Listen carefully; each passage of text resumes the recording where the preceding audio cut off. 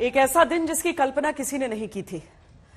General Bipin Rawat केवल भारतीय सेना के पूर्व प्रमुख नहीं थे, वो केवल नए सीडीएस नहीं थे, वो जनता के जनरल थे। आज हमारी ओर से उन्हें श्रद्धांजलि। नमस्कार, मैं हूं श्वेता सिंह। नमस्कार, मैं हूं गौरव सावंत। जनरल बिपिन रावत एक ऐसी शख्सियत जिसके पास एक ऊंचा दर्जा था, सैन्य अफसर, एक जिनके तेवर इतने उग्र थे कि दुश्मन यह समझ जाता था दुश्मन कि अगर जनरल बिपिन रावत कुछ कहते हैं तो करके दिखाते हैं।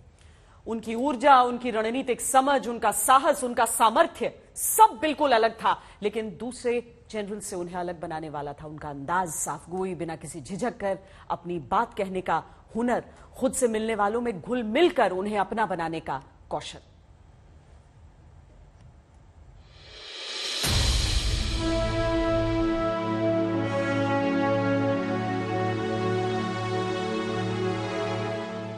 अधूरी ख्वाहिशें लेकर चला गया जनता का जनरल। ख्वाहिशें थीं भारत के सैन्य ढांचे को नया चेहरा देने का काम जल्द पूरा करने की। ख्वाहिशें थीं ढाई मोर्चों पर दुश्मन से लड़ते देश को नई ताकत देने की। ख्वाहिशें थीं भारत में आत्मनिर्भर रक्षा तंत्र खड़ा करने की। जनरल बिपिन रावत की उस मनहूस उड़ान की आखिरी पलों की तस्वीरें आ गई हैं। तस्वीरें एहसास करा रही हैं कि पल भर में कैसे भारत को बड़ा नुकसान हुआ है।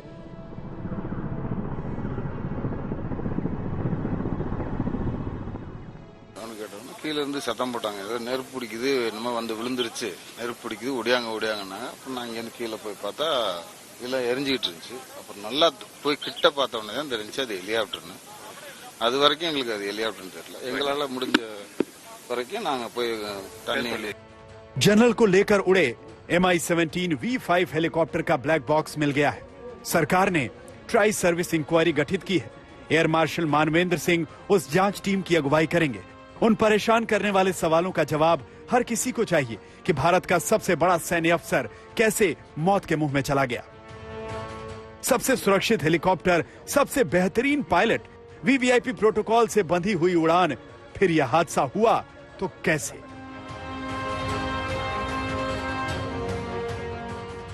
एयरफोर्स के MI-17 V5 हेलीकॉप्टर ने कल 11:48 पर सुलूर एयरबेस से अपनी उड़ान भरी, जिसे 12:15 पर वेलिंगटन में लैंड करना था।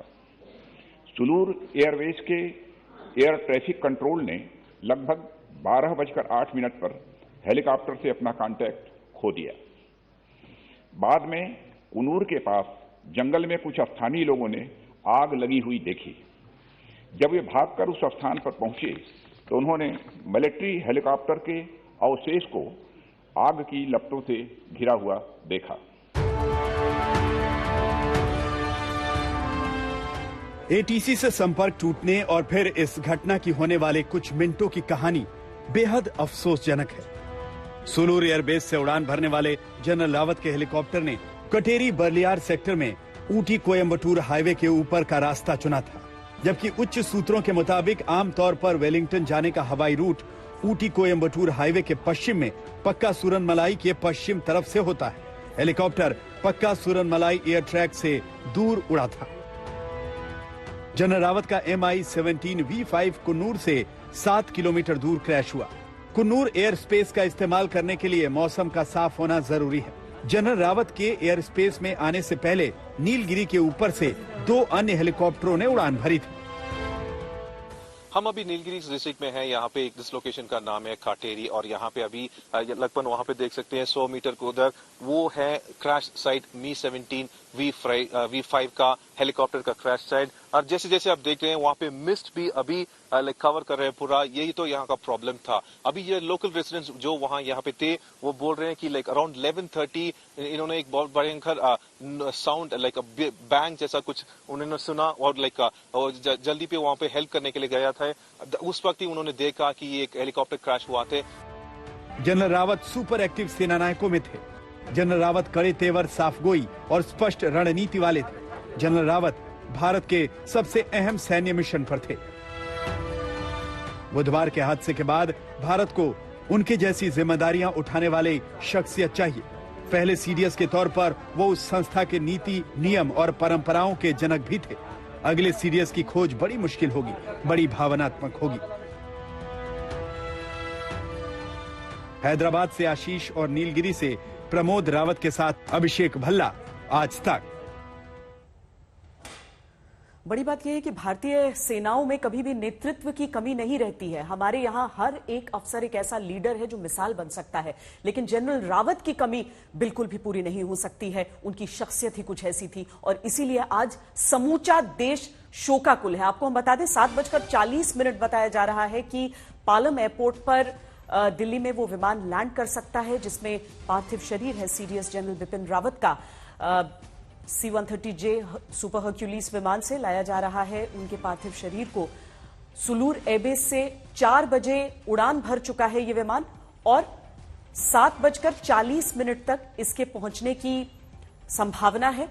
चूंकि रफ्तार जो इस विमान की रहती है उस कारण इतना समय हम आपको बता रहे हैं। 4 बजे उड़ान भरने के बाद 7:40 जहां पर रक्षा मंत्री राजनाथ सिंह पहुंचेंगे और ऐसी खबरें आ रही हैं कि प्रधानमंत्री नरेंद्र मोदी भी जा सकते हैं। और आज हमारे साथ लेफ्टिनेंट जनरल शंकर प्रसाद जुड़ रहे हैं, पूर्व डायरेक्टर जनरल हैं आप इन्फेंट्री के। एयर मार्शल अनिल चोपड़ा हमारे साथ जुड़ रहे हैं। एयर मार्शल अनिल चोपड़ा रक्षा विशेषज्ञ भी हैं और मिराज 2000 के पायलट भी हैं। जनरल शंकर प्रसाद, अगर हम आपसे पूछना चाहें कि आप किस तरह से आकलन करते हैं इस नुकसान का, चाहे वो इंटीग्रेशन की बात हो, थिएटराइजेशन की बात हो, आत्मनिर्भर भारत की बात हो, रक्षा डिफेंस मैन्युफैक्चरिंग में बहुत जबरदस्त जोर था जनरल बिपिन रावत का।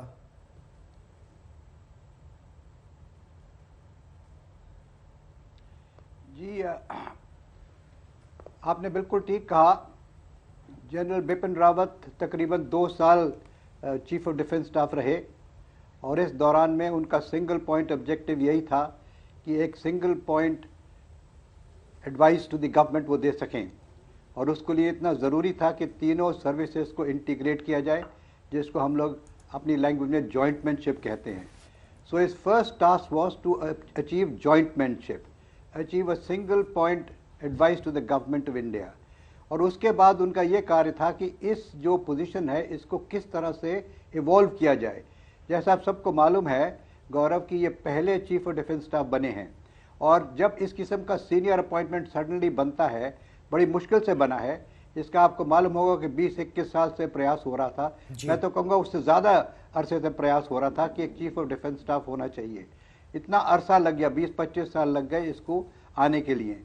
जब ये आए हैं तो तब तक ये मालूम नहीं था कि एग्जैक्टली इनका चार्टर क्या होगा, ये कहाँ बैठेंगे, इनकी किस तरीके से इंटरैक्शन होगा। तो इन्होंने उस इंटरैक्शन को एक इमीडिएटली, जैसे ही ये 2 साल पहले 1 जनवरी को बने चीफ ऑफ डिफेंस स्टाफ, तो उन्होंने तुरंत अपनी जो रणनीति, जो अपनी स्ट्रैटेजी थी उसको सबके साथ शेयर किया, बताया।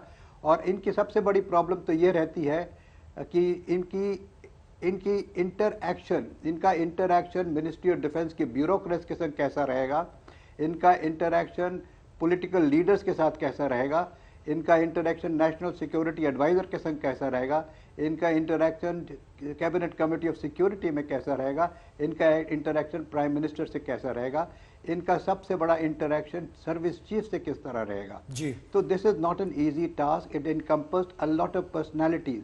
ये अपॉइंटमेंट वही कर सकता है जिसकी पर्सनैलिटी ऐसी हो कि वो सब जगह से अपना योगदान दे सके और उनका योगदान एक्सेप्टेबल हो।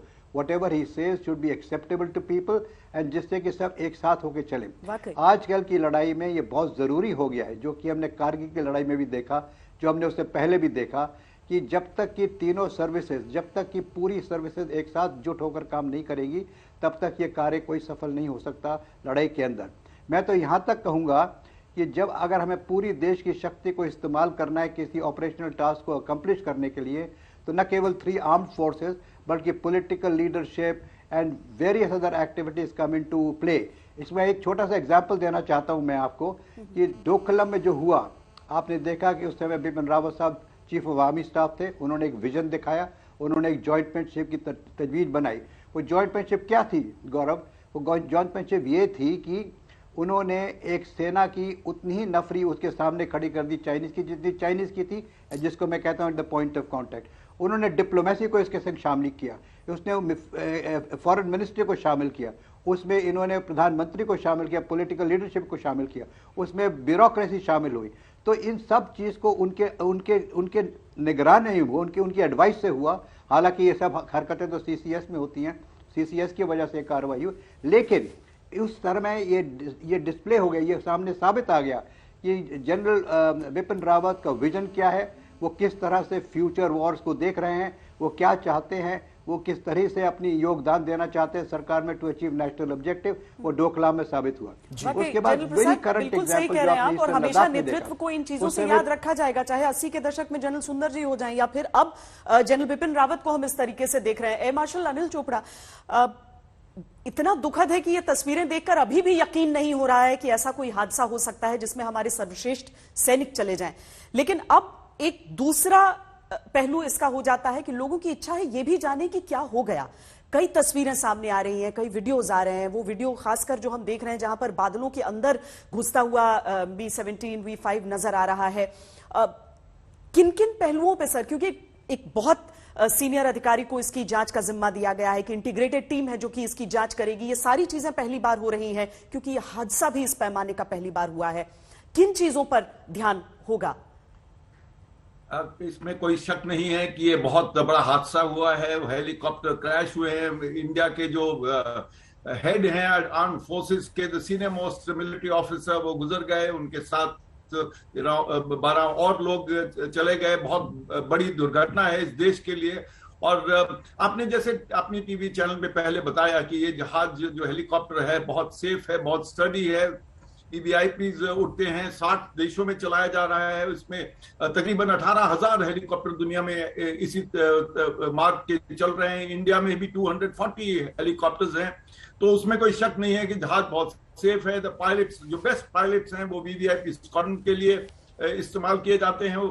और जैसे आपने बताया अभी कि उसके पहले 2 और हेलीकॉप्टर ऊपर से गुजर के गए, उन्होंने देखा कि सब वेदर, रास्ता सब क्लियर है, उन्होंने क्लियरेंस दी, तभी ये जहाज सुलूर से उड़ा।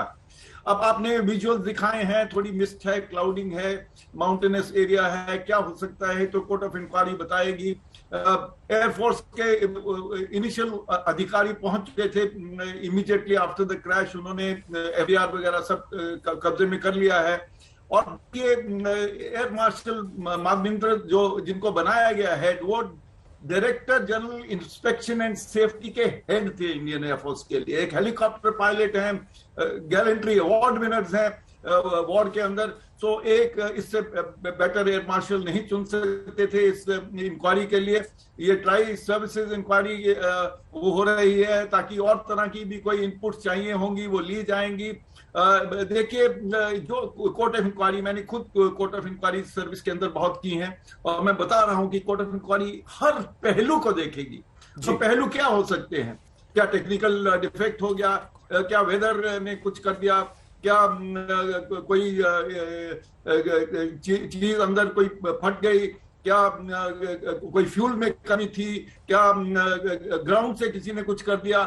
तरह तरह के पहलू हैं जिनको देखा जाता है इस कोर्ट ऑफ इंक्वायरी के लिए। और इतने बड़े सीनियर ऑफिसर को नॉर्मली नॉमिनेट नहीं किया जाता। इनफैक्ट इतने बड़े ऑफिसर को लगाया गया है, सर्विंग एयर मार्शल हैं। इसका मतलब है द काइंड ऑफ इंपॉर्टेंस जो देश इस इंक्वायरी के लिए दे रहा है। ये जो आप क्लाउड का पहलू दिखा रहे हैं, एक वीडियो चल रहा है, किसी ने वीडियो लिया है, हाँ ये वीडियो भी देखा जाएगा, हर तरह के वीडियो देखे जाएंगे कोर्ट ऑफ इंक्वायरी के।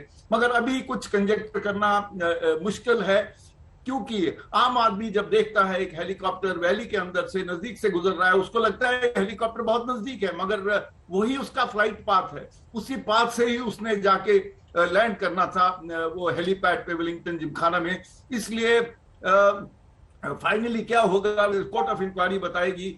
मगर बहुत दुख है कि एक इतना अच्छा हेलीकॉप्टर, इतने अच्छे पायलट, सीओ उड़ा रहे थे जहाज को, कमांडिंग ऑफिसर, और कमांडिंग ऑफिसर आप जानते हैं बिल्कुल सिलेक्ट किए जाते हैं। तो ये फिर भी वो एक्सीडेंट हुआ, ये बहुत दुख की बात है। यस, एयर मार्शल चोपड़ा, आप खुद कोर्ट ऑफ इंक्वायरी कंडक्ट कर चुके हैं, आप खुद इतने घंटों लड़ाकू विमान उड़ा चुके हैं। आपसे मैं ये जानना चाहूंगा कि ये क्या देश में पहली बार इस तरह की tri services court of inquiry हो रही है? क्योंकि मी-17 V5 हेलीकॉप्टर केवल भारतीय वायुसेना उड़ाती है, सेना के हेलीकॉप्टर अलग, नौसेना के हेलीकॉप्टर अलग। Tri services court of inquiry, board of inquiry का महत्व और क्यों?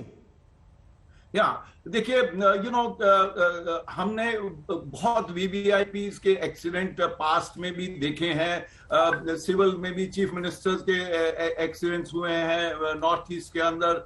जब भी ऐसा एक्सीडेंट हुआ है तो एयर मार्शल लेवल के, चाहे वो सिविल में तो होते थे तो रिटायर्ड एयर मार्शल को हेड बनाया जाता था, president of the court of inquiry बनाया जाता था। मगर मैंने अपनी सर्विस के अंदर ट्राई सर्विसेज इस तरह के एक्सीडेंट के बाद की कोर्ट ऑफ इंक्वायरी अभी तक नहीं देखी है। क्यों ये ट्राई सर्विसेज इंक्वायरी बनाई गई है? क्या because he was the head of the 3 services, वो सीडीएस थे? क्या हमको कोई और मिलिट्री इनपुट्स की जरूरत है जो दूसरी सर्विसेज को हमको लेनी है? माइंड यू, अगर वो सिंगल सर्विस भी इंक्वायरी रहती तो फिर भी जो भी इनपुट्स लेनी है, चाहे वो सिविल से लेनी है, फोरेंसिक डिपार्टमेंट से लेनी है, या ऑब्जर्वर से लेनी है, आईबी से लेनी है, हर तरह की इनपुट्स, वो अगर सिंगल सर्विस इंक्वायरी भी होती मगर जरूर होती तब भी वो ली जाती। मगर क्यों ये ट्राई सर्विस इंक्वायरी की गई है, मैं उसके बारे में जानता नहीं हूं, मगर हो सकता है बिकॉज वो सीडीएस थे, हेड ऑफ द 3 सर्विसेज थे, शायद उस कारण ये ट्राई सर्विसेज इंक्वायरी की हो। जनरल प्रसाद, हर एक सैनिक जो हमने गंवाया है वो सर्वश्रेष्ठ थे। आज पूरा देश इस गम में डूबा हुआ है। जनरल रावत की बात बार बार इसीलिए आ जाती है क्योंकि एक ऐसे ऑफिसर रहे, एक ऐसे लीडर रहे, और जिन्हें हम जनता का जनरल भी कह रहे हैं, पब्लिक जनरल, क्योंकि वो सबसे घुलते मिलते थे, चाहे वो कश्मीर जा रहे हों, चाहे हिंदुस्तान के किसी भी हिस्से में हों, चाहे वो अपने काम से कहीं जा रहे हों, या फिर जो हमेशा वो कोई ना कोई देश की सेवा के काम में ही लगे हुए नजर आते थे सबको। मुझे वो दौर भी याद आता है जब जनरल रावत ने भारतीय सेना की कमान संभाली। कश्मीर में जितने भी आतंकी घटनाओं के बाद जब आतंकियों को घेर कर मारने की बारी आती थी, एनकाउंटर्स आते थे, उसमें हाउस इंटरवेंशन की बड़ी प्रक्रिया होती थी। लेकिन हम अपने जवानों को भी, अपने सैनिकों को भी गंवा रहे थे। ये एक पॉपुलर मूव तो नहीं था, लेकिन जनरल रावत ने कहा कि हाउस इंटरवेंशन नहीं, अगर बहुत कंजेस्टेड इलाका है तो सिविलियंस को वहां से बाहर निकालिए और आतंकियों को उड़ा दीजिए। जनरल रावत की इन चीजों में बहुत जगह, चाहे मेजर गोगोई का मामला रहा हो या फिर इस तरह के ये मामले रहे हो, डरते नहीं थे कि उन्हें जज किया जाएगा। अपना देश, अपने सैनिक सबसे पहले आते थे उनके लिए।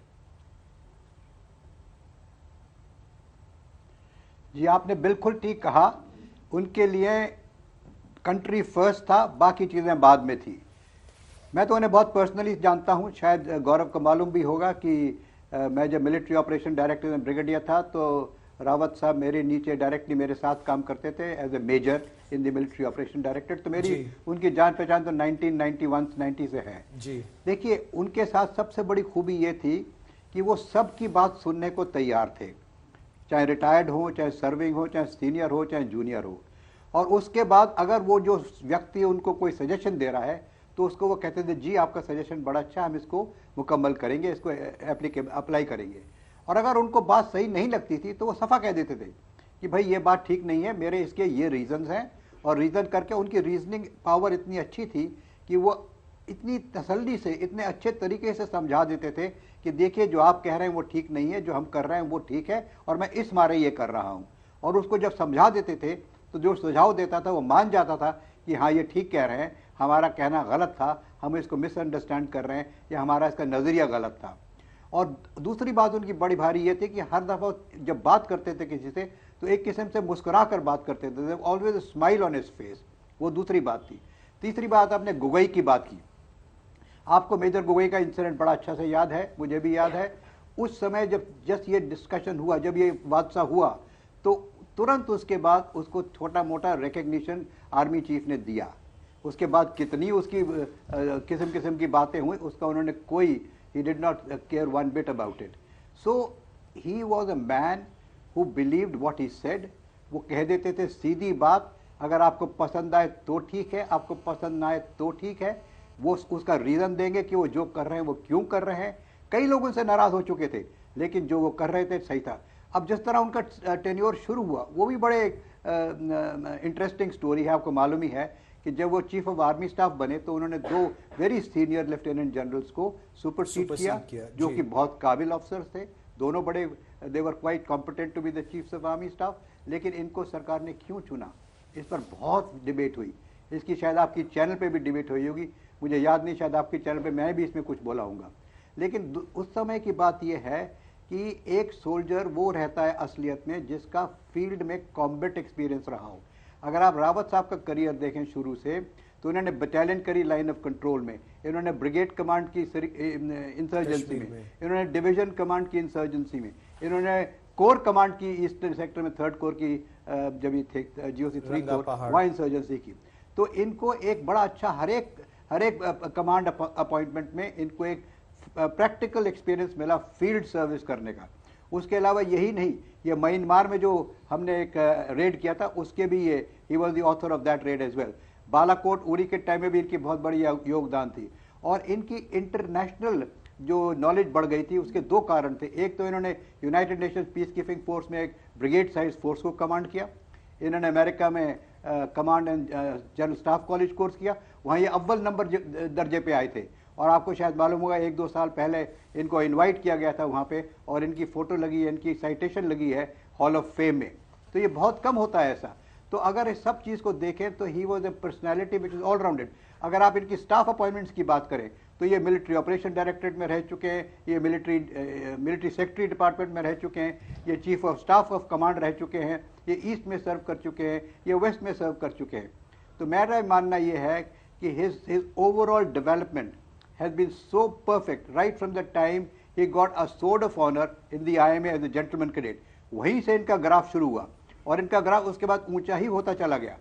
और इन्होंने किसी जगह पे भी कोई कॉम्प्रोमाइज नहीं किया, चाहे बात सही हो, किसी को अच्छी लगे न लगे, इन्होंने मुंह फट जवाब दे दिया। कई दफा अखबारों में भी इनके बारे में निकाल दिया था लोगों ने कि इन्होंने ऐसे बयान दे दिया।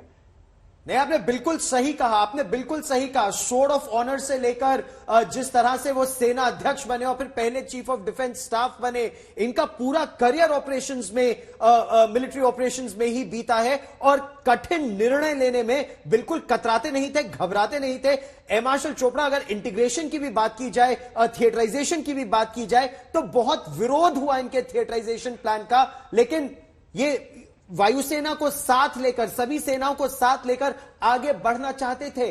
अब कितना कठिन होगा या कितना चुनौतीपूर्ण होगा उस मिशन को अंजाम तक ले जाना।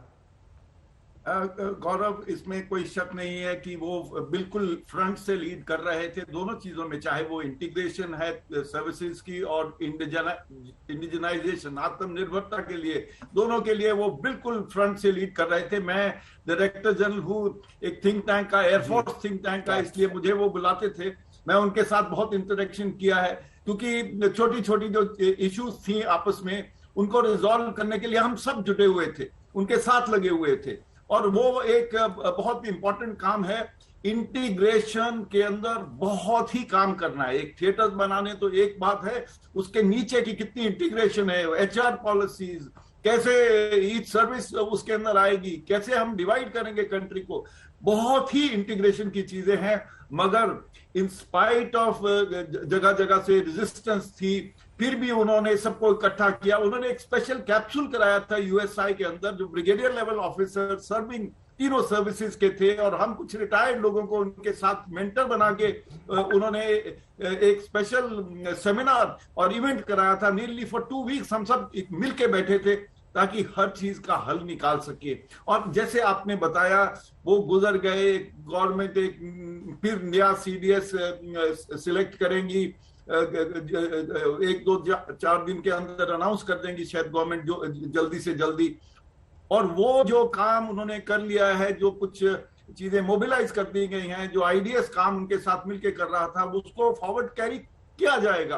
उसमें कोई शक नहीं है। और वो क्योंकि रास्ता बना दिया गया है, उन्होंने एक अच्छा रास्ता दिखा दिया है सबको, और ये इंटीग्रेशन का प्रोसेस अब ये रुकने वाला नहीं है, और ये इंटीग्रेशन सबके इंटरेस्ट में है।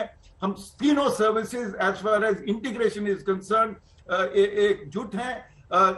थोड़े थोड़े व्यूज डिफरेंट हो सकते हैं, मगर that process will carry on. Yes marshal Chopra, कुछ देर के लिए वापस मैं उस जांच की तरफ इस चर्चा का रुख मोड़ना चाहूंगी, क्योंकि लोगों को बहुत ज्यादा इस बात को लेकर लोग चर्चा भी कर रहे हैं। सोशल मीडिया भी आप देख रहे होंगे, वहां भी बहुत सवाल पूछ रहे हैं, हमें भी बहुत सारे सवाल आते हैं। अभी हम चर्चा कर रहे थे मार्शल चोपड़ा, तो उसमें यह बात आ रही थी कि जो ऑल्टीट्यूड है, जिस हाइट पर उड़ान भर रहा था मी-17 उस समय, वो देखकर बहुत सारे सवाल उठते हैं। क्या आपके मन में भी इस चीज को लेकर ऐसा लग रहा है? जबकि हम ये भी देखें कि उस समय फासला भी कम रहा था जहां पर पहुंचना था, जो आखिरी गंतव्य था। देखिए, मैं खुद 2 बार लेक्चर देने गया हूं स्टाफ कॉलेज में, और सेम टाइप ऑफ हेलीकॉप्टर के अंदर मैं सेम लैंडिंग ग्राउंड पे सेम रूट के साथ लैंड कर चुका हूं। मैं एक टेस्ट पायलट हूं, मैंने हेलीकॉप्टर्स बहुत उड़ाए हैं, मैंने माउंटेन्स में भी हेलीकॉप्टर उड़ाए हैं, सिक्किम से लेके सियाचिन तक मैं उड़ा चुका हूं हेलीकॉप्टर खुद। तो ये मैं समझाना चाहता हूं कि हेलीकॉप्टर जब आता है, वो सबसे पहले वेलिंगटन की पहाड़ियों के ऊपर आके अपने लैंडिंग ग्राउंड को देखता है, रेडियो कांटेक्ट बनाता है। जो नीचे ग्राउंड पार्टी है, वो ग्राउंड पार्टी एक स्मोक कैंडल जलाती है, उस स्मोक कैंडल से वो पायलट को पता लगता है कि मेरा डायरेक्शन के जब मैं लैंड करने आऊंगा मेरी विंड्स कैसी होंगी। उसके बाद वो पहाड़ी का एक पूरा राउंड लगाता है। देखिए, जब वैली के अंदर आप में से कुछ लोग भूटान गए होंगे, पारो जाके लैंड किया होगा और देखा होगा कैसे एयरक्राफ्ट जहाज वैलीज के अंदर से होके जाता है। एक आम आदमी जब जमीन पे खड़ा होता है, उसको लगता है ये जहाज बहुत नजदीक है, मगर वो जो पायलट है वो पूरी वैली के फ्लोर से थोड़ा ऊंचा रह के ही नीचे जाके लैंड करता है, क्योंकि कंटिन्यूसली उसको डिसेंड करना है, फाइनली उसको जहां लैंड करना है। हम सब एयरलाइनर्स में आते हैं, देखिए जहाज जब हाईवे के पास से, गुड़गांव के पास में से निकलता है, कितना लो होता है। तो वैसे ही ये हेलीकॉप्टर उसको लो होना था। वो दूसरी बात है कि वो लो होते हुए किसी चीज से क्यों टकरा गया, क्या हुआ, ये सब चीजें सेपरेट बात है। मगर उस स्टेज पे उस हेलीकॉप्टर का लो होना एक नॉर्मल प्रोसीजर है अप्रोच का उस हेलीपैड के लिए। वो क्लाउड्स ने उसको डिस्ट्रैक्ट किया, क्या हुआ ये सब टाइम बताएगा, कोर्ट ऑफ इंक्वायरी बताएगी। मगर ये लो होना एक नॉर्मल प्रोसेस ऑफ अप्रोच है उस हेलीपैड के लिए।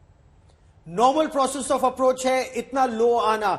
जो फ्लाइट डेटा रिकॉर्डर है, जो कॉकपिट वॉइस रिकॉर्डर है, और जो एटीसी से या ग्राउंड कंट्रोल से जो बातचीत है, उससे कितनी मदद मिलेगी इस जांच को आगे बढ़ाने में? और आपकी दृष्टि में मार्शल चोपड़ा, कितना समय लगेगा प्रिलिमिनरी जानकारी आने में और एक विस्तृत रूप से क्या हुआ इसके आकलन? और गौरव, एक और चीज मार्शल चोपड़ा मैं इसी सवाल में एक जोड़ देना चाहती हूं, वो ये आपसे ये समझना चाहती हूं कि जब हम एक सिविल इस तरह के एक्सीडेंट की बात करते हैं और एक एयरक्राफ्ट की बात करते हैं, तो एक ब्लैक बॉक्स का जिक्र आता है, पर एक मी-17 V5 में उपकरण अलग होते हैं। तो उसमें जो रिकॉर्डिंग है वो क्या रिकॉर्डिंग होगी, किस तरह की चीजें हैं जो उपलब्ध होंगी? अब देखिए, सबसे पहले जैसे गौरव ने पूछा, मैं बताऊं कि इमीडिएटली जब एक्सीडेंट होता है, एक एडवांस टीम जाती है जो फ्लाइट सेफ्टी डायरेक्टरेट की तरफ से जाती है, जो इमीडिएट इनिशियल मुआयना ले लेती है, सारी इंफॉर्मेशन को सिक्योर कर देती है, सारी आइटम्स को सिक्योर करती है, उनकी फोटोज खींच लेती है ताकि बाद में कोई उसको डिस्टर्ब ना करे।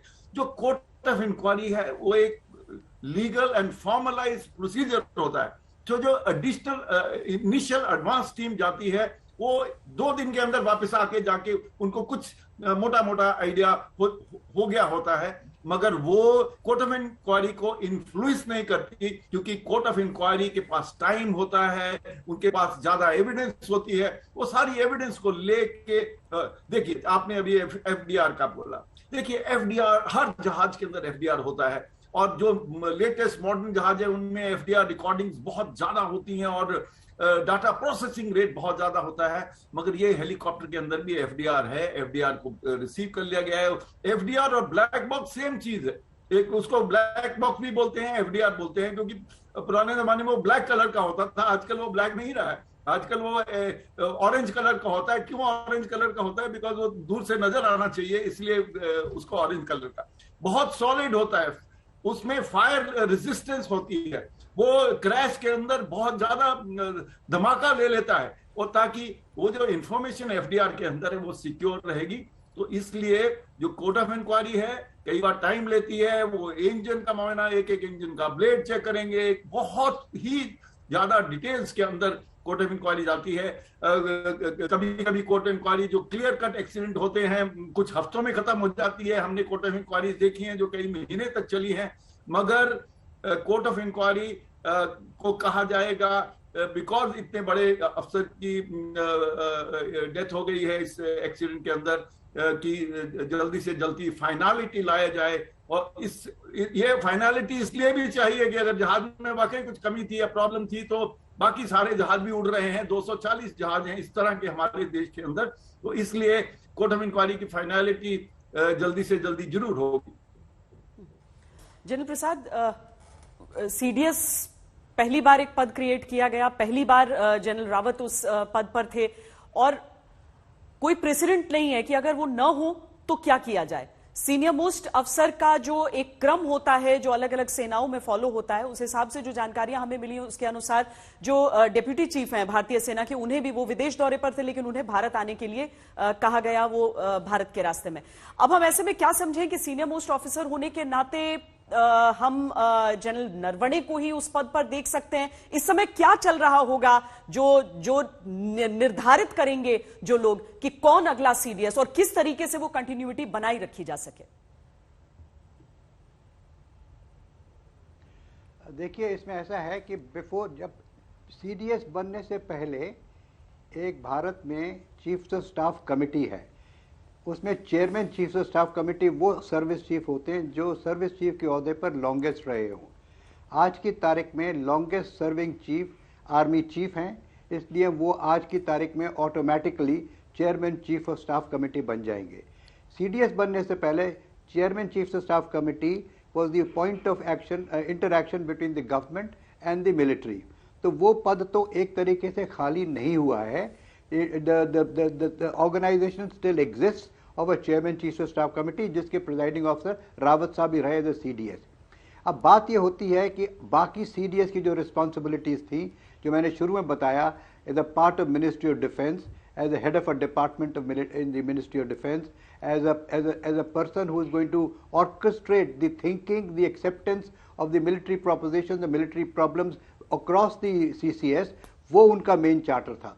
उस चार्टर को पूरा करने में अभी एक थोड़ी सी वैक्यूम आ गई है। Chairman chief of staff committee तो है, तो कोई अगर कल हादसा हो जाता है, कोई लड़ाई हो जाती है, तो there is no difficulty, the chairman chief of staff committee will take over. Bangladesh की लड़ाई हमने लड़ी है ना, तीनों सर्विस चीफ साथ होकर चले थे और कार्यक्रम बड़ा अच्छा हुआ था। उसी तरीके से इसमें कोई घबराने की बात नहीं है, लेकिन to take the nation up in the scale of military preparedness as a national preparedness, we need a chairman chief of staff, we need a CDS। तो अभी सरकार के जो मैंने सुबह अखबारों में पढ़ा उसमें बातचीत हो रही है, सरकार का शायद इस तरह से बयान निकला है कि अगले 10 दिन में हम देखेंगे कि कौन chairman chief of staff rather CDS बनता है। तो उसके लिए हम थोड़ा इंतजार करना पड़ेगा, वो सरकार देख। अब वो सीनियोरिटी पे जाते हैं तो सरकार की मर्जी है, वो और कुछ तरीके से सोचना चाहते हैं तो सरकार की मर्जी है, लेकिन ये तो हम सबको मालूम है कि it's only a 4-star post, it is not a 5-star post, therefore it is a promotion only for a 3-star person अगर उसको प्रमोट करती है सरकार तो। लेकिन मुझे लगता है जहां तक कि मेरा पर्सनल, अगर मान लीजिए जनरल नरवणे जी नहीं, आप अपनी बात खत्म कीजिए जनरल साहब। जी मैं यही कह रहा था कि आपने वही कह दिया जो मैं कहना चाह रहा था कि इस समय ऐसा लगता है कि chairman chief of staff committee जो नरवणे साहब हैं उन्हीं को इस पद पर शायद अपग्रेड कर देंगे। लेकिन इसमें और कई एक बातें आती हैं। मैं आपको छोटा सा, if you permit me Gaurav, I want to take you back a long time ago. जी देखिए, आपको याद होगा जब नेशनल डिफेंस एकेडमी बनी थी उसका मेन ऑब्जेक्टिव क्या था? नेशनल डिफेंस एकेडमी बनी थी, उसका ऑब्जेक्टिव ये था to create a jointness in the services. वहाँ आर्मी नेवी के कैडेट एक साथ बैठ के ट्रेनिंग लेते थे। उसका नतीजा आपने अभी देख लिया ना, army chief, navy chief and air chief were all 3 of them were from the same NDA course। जी, all of them, in fact 2 of them were from the same squadron in NDA। तो एक तो वो जॉइंटमैनशिप वहां से शुरू हुई, लेकिन जब सर्विस के चीफ बनते हैं तो हर एक सर्विस की अपनी अपनी रिक्वायरमेंट्स होती हैं, अपनी ऑब्जेक्टिव्स होते हैं, अपनी एम्बिशन होती है, अपनी योगदान होती है। तो there it is a problem, there not a problem but there it creates friction, it creates some kind of difficulties which were visible in some of the previous operations, like Kargil was one for example. So अब किसको ऐसी, देखिए इसमें seniority का भी सवाल है, इसमें एक पर्सनैलिटी का भी सवाल है। अब सरकार को यह देखना है कि कौन सा व्यक्ति है जो सबके साथ मिलके, सबको साथ लेके करेक्ट दिशा की तरफ ले जा सकता है, और इससे अब एक चेन रिएक्शन शुरू हो जाएगा, ब्यूरोक्रेसी को भी हैंडल कर सके, पॉलिटिकल पार्टी को भी हैंडल कर सके। जी, एक चेन रिएक्शन शुरू होगा, क्योंकि एक सीडीएस बनेंगे तो एक सेना अध्यक्ष भी बनेंगे, एक सेना अध्यक्ष बनेंगे तो किसी को आर्मी कमांडर भी बनाना होगा। तो एक पूरा चेन रिएक्शन सरकार को इस समय नजर में रखना होगा, जो बहुत तेजी से चलेगा। इस पर भी हम चर्चा करेंगे, लेकिन एक बार अगर हम जांच के मुद्दे पर फिर वापस आए तो air marshal Chopra original equipment manufacturer Kazan, क्या ओईएम को भी बुलाना होगा इस जांच में हिस्सा लेने के लिए, ताकि पता चल सके क्या ये मैंडेटरी या आवश्यक हो जाएगा इस केस में? देखो गौरव, आपको याद होगा कि 2012 में मैं मिराज 2000 जहाज मेरा क्या इंजन फट गया था उड़ते उड़ते, और मुझको इजेक्ट करना पड़ा आपने था, बेल आउट किया था जी। जब वो हमने कोर्ट ऑफ इंक्वायरी उसके बाद जब हुई तो उन्होंने रियलाइज किया कि जो इंजन है उसकी रिसेंटली इंडिया में ओवरऑल हुई थी, मगर जो ब्लेड्स इंजन के टरबाइन में लगे थे वो विदेश से आए थे, वो ओईएम से आए थे। तो ओईएम को इमीडिएटली इन्वॉल्व करना पड़ा, क्योंकि ये पता करना था कि इंजन कैसे फटा।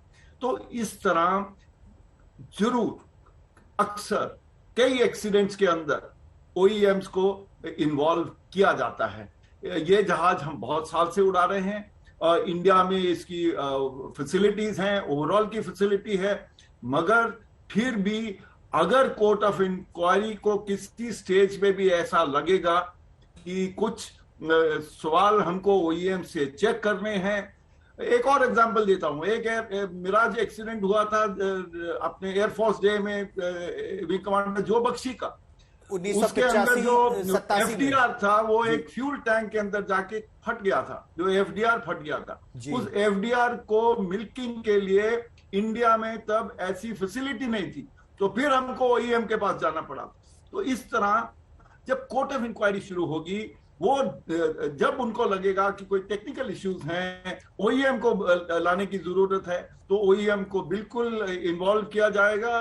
देखिए, जब ऐसा एक्सीडेंट होता है ओईएम को भी फिक्र है, 60 कंट्रीज के अंदर ये जहाज उड़ रहा है, और अगर कोई लेसन हम टेक्निकल लेसन निकलता है इस कोर्ट ऑफ इंक्वायरी के अंदर इंडिया में, वो टेक्निकल लेसन बाकी सब कंट्रीज को हम सब शेयर करते हैं, ओईएम शेयर करेगा। हमारी बहुत कंट्रियों के साथ फ्लाइट सेफ्टी की अंडरस्टैंडिंग है, एमओयू साइन किए हुए हैं। तो ये जो सारी एक्सरसाइज है इंक्वायरी की, इसमें कोई हिडन नहीं होता, ये सबके भले के लिए। एक बोइंग का एक्सीडेंट हुआ 737 मैक्स का, सारे वर्ल्ड के बोइंग्स को उसने इफेक्ट किया। तो इस तरह ओईएम्स को बिल्कुल इन्वॉल्व किया जाएगा अगर ऐसी जरूरत होगी। एयर मार्शल चोपड़ा, हम ये भी समझना चाहेंगे, चूंकि जो सबसे अनुभवी हाथों में वो विमान था उस समय, तो एक जो कमांडिंग ऑफिसर होता है हेलीकॉप्टर यूनिट का, उसकी एक्सपर्टीज कैसी होती है? देखिए, जो कमांडिंग ऑफिसर्स बनने से पहले आप फ्लाइट कमांडर रहे होते हो, सीनियर पायलट रहे होते हो, उसके पहले आप जूनियर पायलट, जो प्रोग्रेशन है एक पायलट की ट्रेनिंग की फ्रॉम यंग डेज, एक बहुत सिस्टमैटिक प्रोसीजर है वर्ल्ड ओवर कि हम उसको कैसे तैयार करते हैं। पहले उसको फिट बनाते हैं सोलो फ्लाइट के लिए, फिर हम उसको तैयार करते हैं to be able to do operational flight, फिर हम उसको तैयार करते हैं फायरिंग कर सके, फिर हम उसको तैयार करते हैं कि वो 2 हेलीकॉप्टर का लीडर बन सके। ऐसे करते करते वो ऊपर जाता है, और फिर जब खूब सारे उसके फ्लाइंग आवर्स हो जाते हैं, एक्सपीरियंस हो जाता है, सीनियरिटी हो जाती है, एक्सपीरियंस आता है, फिर वो जाके फ्लाइट कमांडर बनता है। और जब तक वो सीओ बनता है, देखिए रास्ते में उनकी जो इंस्ट्रूमेंट रेटिंग है, capability to fly in weather, वो इंप्रूव होती जाती है। ये सारे कमांडिंग ऑफिसर्स मास्टर ग्रीन है, फ्लाइट कमांडर्स भी मास्टर ग्रीन हो चुके होते हैं। यानी कि इतना एक्सपीरियंस है वो सीओ बनने से पहले कि अनडाउटेडली, और सीओ भी बाय सिलेक्शन है, सभी सीओ नहीं बनते हैं, 3, 4, 5 अफसरों के बीच में से एक जाके सीओ बनता है। तो वो जो सीओ है वो एक he is a role model, he is specially selected, he is operationally capable, he has capability to lead the squadron. और जब ऐसे सीनियर ऑफिसर्स फ्लाई करते हैं जैसे सीडीएस फ्लाई कर रहे थे, तो ये सीओ के लिए गर्व होता है कि वो खुद इतने सीनियर ऑफिसर को खुद फ्लाई करे। ऐसे ही कम्युनिकेशन स्क्वाड्रन, वीवीआईपी स्क्वाड्रन, जहां प्रधानमंत्री और प्रेसिडेंट जाते हैं तो वो बहुत ही सीनियर लोग ही उनको फ्लाई करते हैं। इसलिए इसके बारे में किसी को शंका नहीं होनी चाहिए कि जो क्वालिफिकेशंस हैं उस पायलट की, और खास करके क्योंकि वो सीओ है, दे आर द बेस्ट। निश्चित तौर पर विंग कमांडर पृथ्वी सिंह चौहान ही उड़ा रहे थे उस विमान को, जो कि कमांडिंग ऑफिसर और उसके और एक से बढ़कर एक उनकी उपलब्धियों का बखान करते हैं उनके मित्र। और इस समय हमारे साथ मेजर जनरल दिलावर सिंह भी जुड़ रहे हैं। मेजर जनरल दिलावर सिंह, आप जनरल बिपिन रावत के साथ रह चुके हैं, साथ आप लोग अलग अलग सेक्टर्स में भी रह चुके हैं ऑपरेशंस में। इस क्षति को आप किस तरह से देखते हैं, और सबसे ज्यादा नुकसान क्या थिएटराइजेशन की उस मुहिम को हुआ है, या इंडिजनाइजेशन, आत्मनिर्भर भारत रक्षा के क्षेत्र में, चाहे लद्दाख हो, अगर ड्रोन हमें चाहिए तो क्यों ना आईआईटी के लड़के वो ड्रोन बनाए, क्यों ना भारत में वो ड्रोन बने, इस सोच को एक नुकसान हुआ है? देखिए, आप लोग सब जानते हैं कि जनरल बिपिन रावत एक ऐसे लीडर थे, एक ऐसा इनिशिएटिव लेने वाले अधिकारी थे, एक ऐसे विजनरी थे, एक ऐसे स्ट्रेटेजिस्ट थे, जिन्होंने न सिर्फ आर्मी को बल्कि तीनों सेनाओं को और बाकी सिविलियन जितनी हमारी पॉपुलेशन है सबको एक साथ जोड़ करके सेनाओं को, देश को सशक्त करने की पूरी कोशिश की है। इसके अंदर थिएटर कमांड बनाने के लिए बिल्कुल प्लान तरीके से उन्होंने बहुत अच्छी प्लान बनाई हुई और उसके इम्प्लीमेंटेशन को स्टेप बाय स्टेप पूरा करने जा रहे थे। साथ ही आत्मनिर्भरता की जो बात है, जैसा कि आपने कहा, मेरे सामने की बात है, हमारे सामने चर्चा हुई थी कि आईआईटी के बच्चों को क्यों ना मौका दें, क्यों ना ड्रोन्स जो बच्चे आराम से बना के दिखाना चाहते हैं उनको मौका दिया जाए, क्यों ना बाकी टेक्नोलॉजीज के अंदर भी हमारे जो युवा हैं, देश के युवा हैं, आईआईटी के अंदर हैं, बाकी इंजीनियरिंग कॉलेज के अंदर हैं, उनको क्यों ना मौका दिया जाए। और बहुत से ऐसे बच्चों को मौका दिया भी गया है, और साथ में इसके साथ साथ डीआरडीओ के अंदर उनको मौका दिया गया है, और कुछ बच्चे डीआरडीओ के अंदर भी आज बहुत अच्छा काम कर रहे हैं।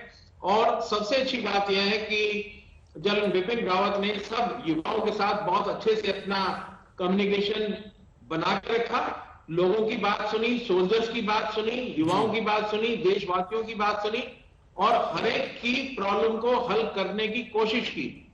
और जो स्पेशलाइज्ड हमारी कमांड्स हैं वो तकरीबन उन्होंने काफी हद तक पूरा करने की कोशिश की, और काफी हद तक हो गई है। कुछ समय के अंदर वो जो है अपना काम पूरा अच्छी तरीके से एज ए कमांड करना शुरू कर देंगे। तो मैं सोचता हूं कि उन्होंने काफी हद तक काफी अच्छे काम किए, लेकिन उनके काफी सपने अभी बचे हुए हैं, और मुझे लगता है कि ये सपनों को भी हमारी सेनाएं पूरा करेंगी, देश पूरा करेगा, इसमें मुझे कोई शक नहीं है।